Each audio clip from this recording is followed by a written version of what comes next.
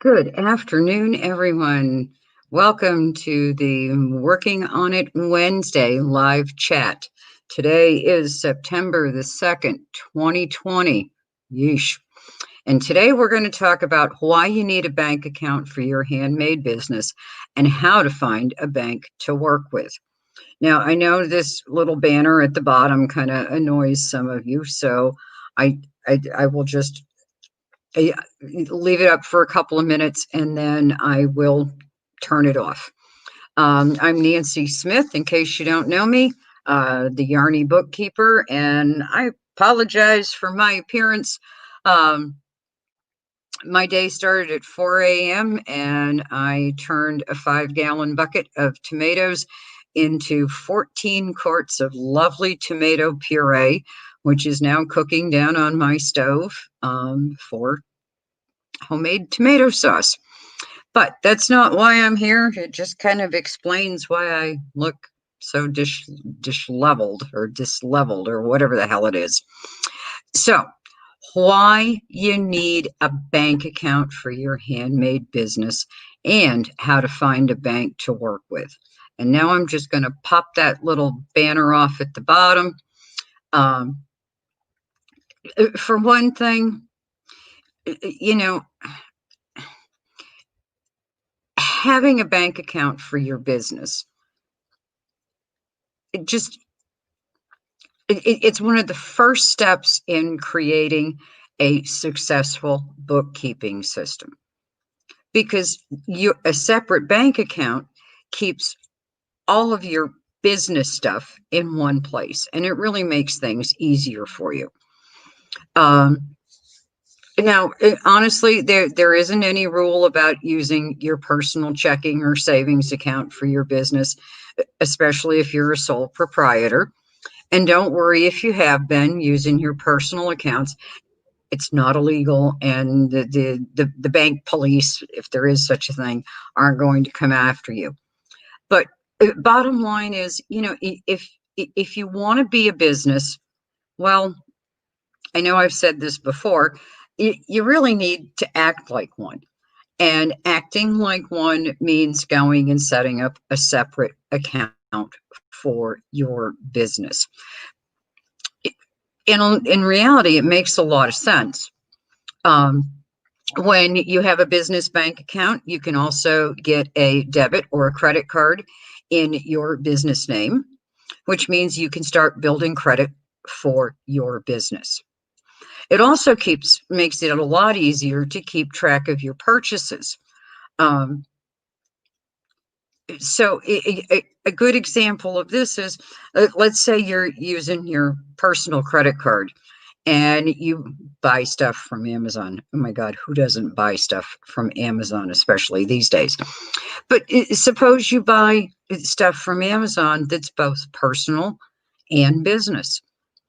At the end of the month, when you get your credit card statement, how are you going to know?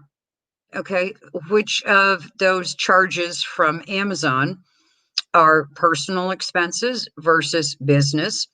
And God forbid, you commingle or mix a business and a personal expense in the same credit card charge. That just makes it all that much harder. So, um, it really, having a business account really makes a lot of sense. It also means that if you do craft fairs, you can accept and deposit checks that are made out to your business. Because a lot of banks, if you have a personal account and you try and deposit a check that's made out to your business, well, either they're not going to let you or it's going to be a hassle. Okay. So, let's just bite the bullet and put on our big girl panties and go out and get ourselves a business checking account. So along that line, let's talk about how to find a bank. Okay, because not all accounts are created equally. And while a personal account may be free,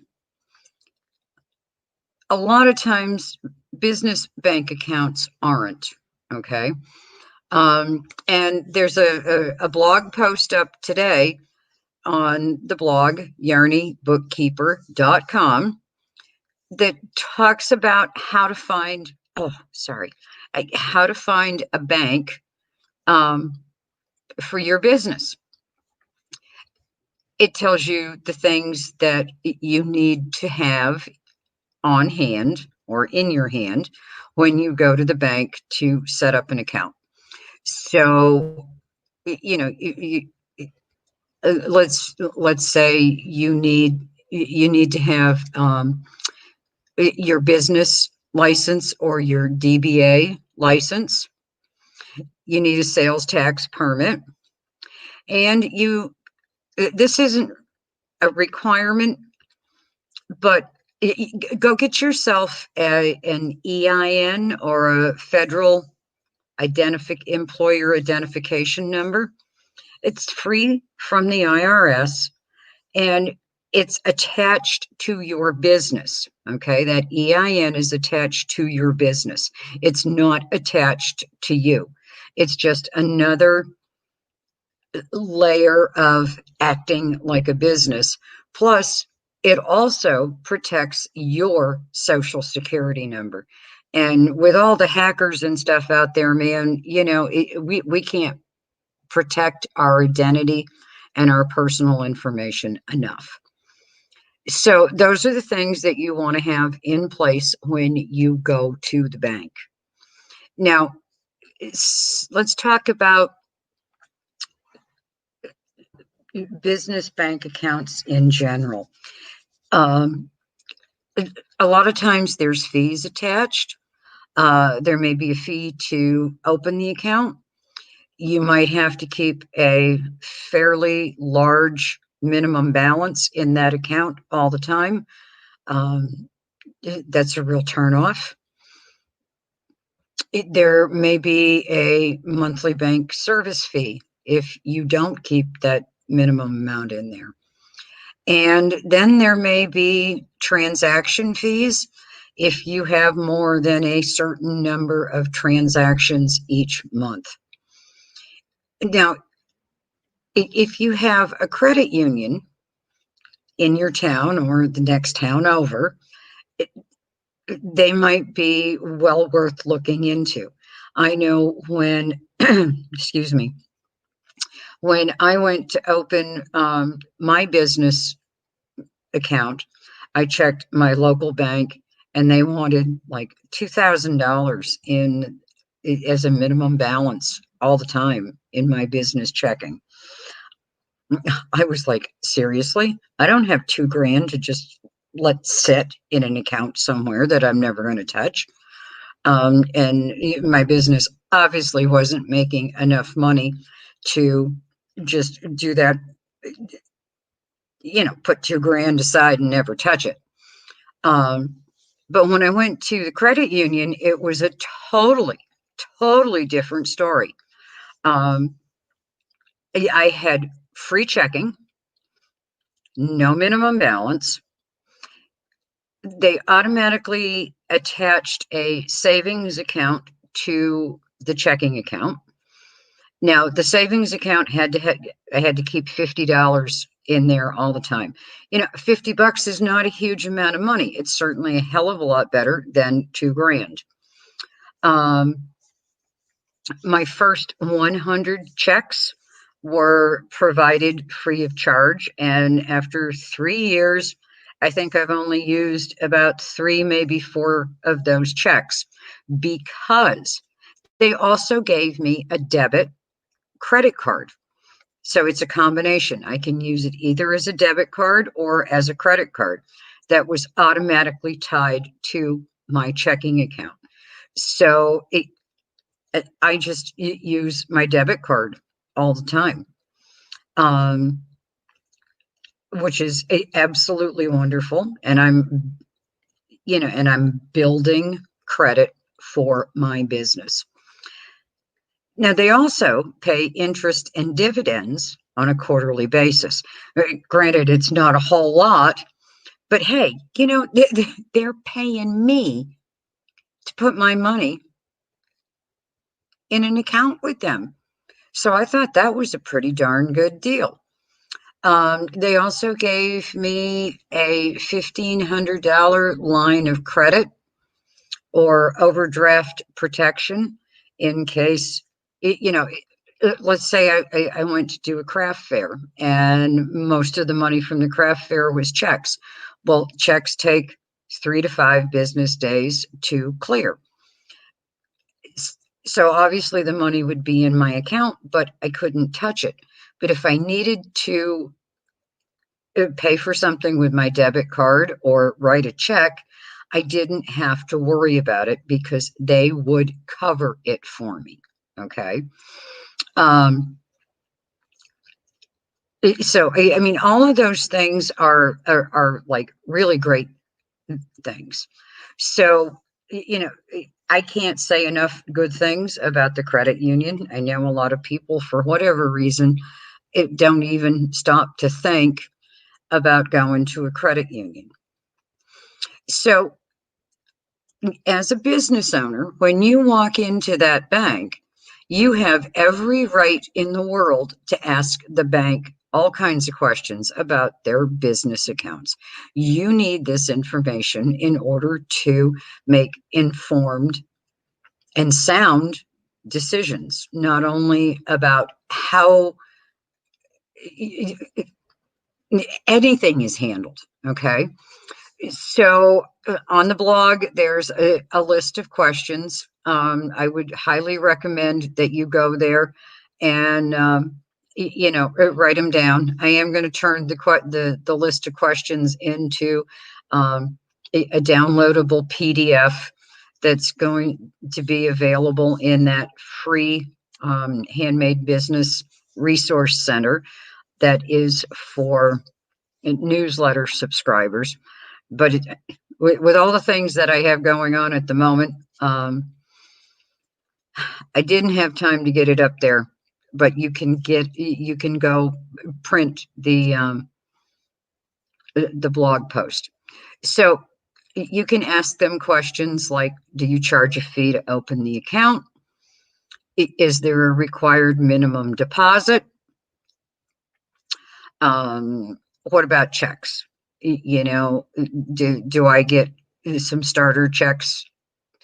Are my first maybe 100 checks free? After that, how much are checks? Um, does the account come with a debit card or a combination debit credit card, or do I need to apply for them separately?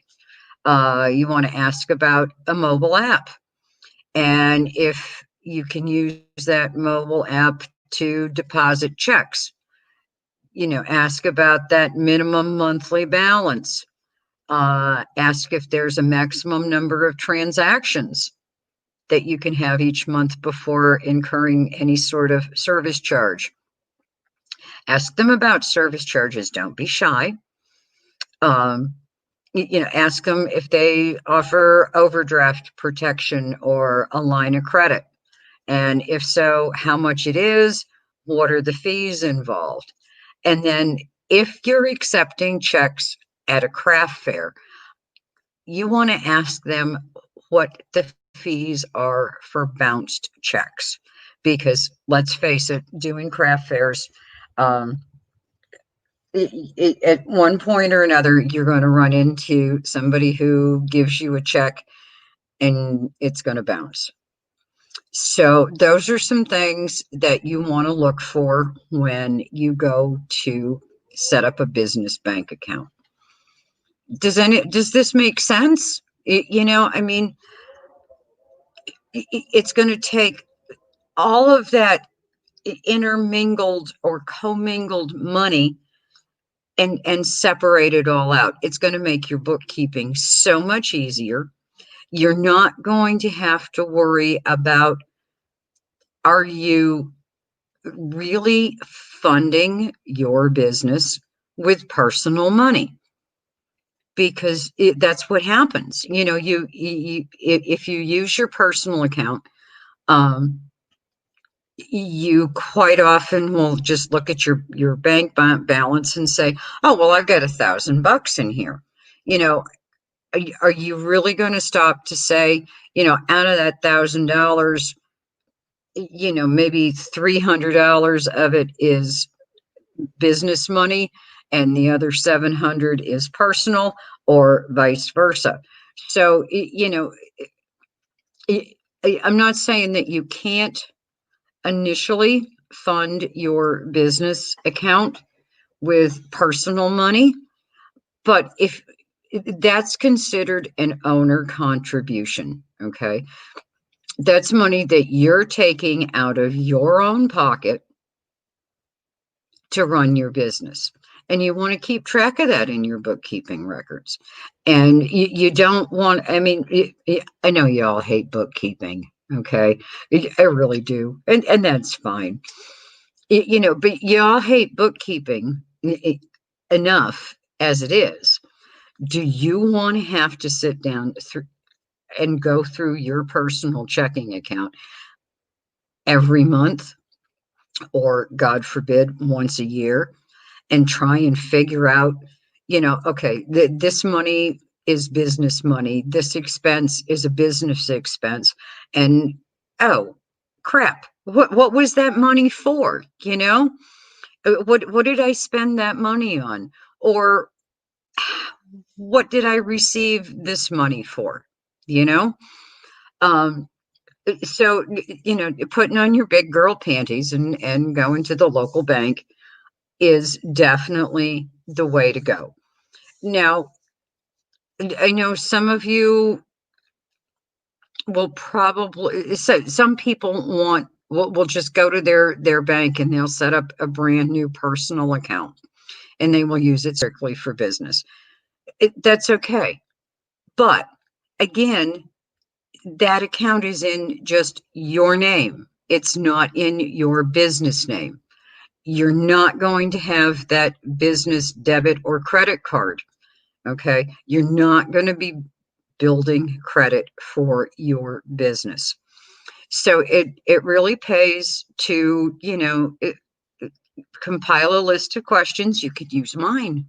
Okay. That's why I put them out there, and go and talk to the banks and the credit unions and see what kind of fees they have and what they have to offer, and go from there. So with that, I am going to cut it short this week because, well, the sauce is cooking on the stove and I've got 4 nice big eggplant that I have to do something with. I think I'm going to turn them into eggplant parm and toss it in the freezer for later down the road. Um, as some of you may know, my husband had shoulder surgery a week ago yesterday. I keep thinking today's Tuesday, but it's really not. And he's kind of going to be out of commission for the next probably 8 to 10 weeks before he can drive. So I am the chief cook, bottle washer, and chauffeur. And if I thought I was busy before, yeah, I don't even want to tell you what I got going on now. But anyway, thank you very much for joining me today. I hope you found today's topic helpful. And if you have questions, feel free to leave a question on YouTube or ask me in the group. So until next week, and we will be doing Wednesdays probably for the next 8 to 10 weeks, because most of Ben's physical therapy appointments are Tuesdays and Fridays, and I just don't have enough hours. But thanks for joining me, and thanks for being so understanding, and we'll talk next week. Thanks. Bye, everybody.